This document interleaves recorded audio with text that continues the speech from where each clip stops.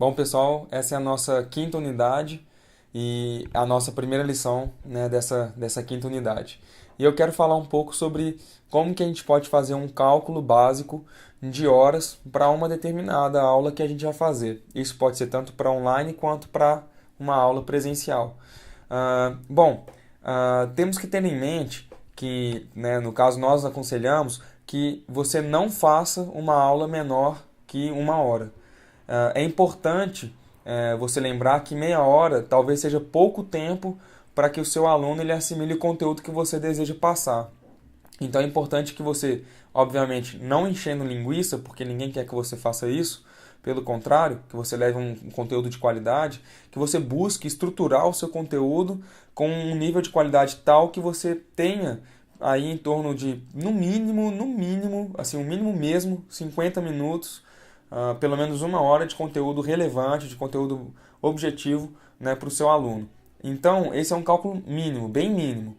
E serve predominantemente para para aulas online, desculpa. As aulas online elas têm uma duração em média entre uma hora e 2 horas. Então você pode trabalhar mais ou menos com essa média para aulas online.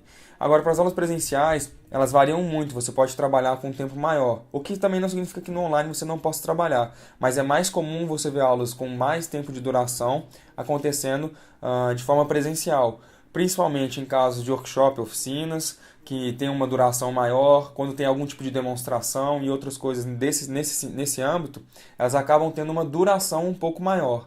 Por isso, você precisa de calcular certinho esse tempo por alguns motivos. O primeiro motivo de você calcular esse tempo certo é porque você precisa de ter um horário para iniciar e um horário para terminar. As pessoas, né, os seus alunos, no caso, elas também têm outros compromissos e isso precisa ficar claro para elas, tanto o horário de início quanto o horário de término. Então não é legal você passar muito tempo depois do horário de término e também não é bacana você terminar antes do horário combinado. Isso mostra que você preparou mal o seu conteúdo ou você trouxe esse conteúdo de uma maneira não tão adequada assim, ou que você vendeu um tempo para aquela pessoa e na verdade foi um tempo menor. Então não é legal que você faça isso. Por isso é muito importante que você revise bem todo o conteúdo que você tem, toda aquela experiência que você deseja passar, antes de você falar quanto tempo isso dura. Só para você ter uma ideia. Então repasse isso, dá uma lida, dá uma calculada aí básica para você ver quanto tempo você vai gastar mesmo para fazer isso.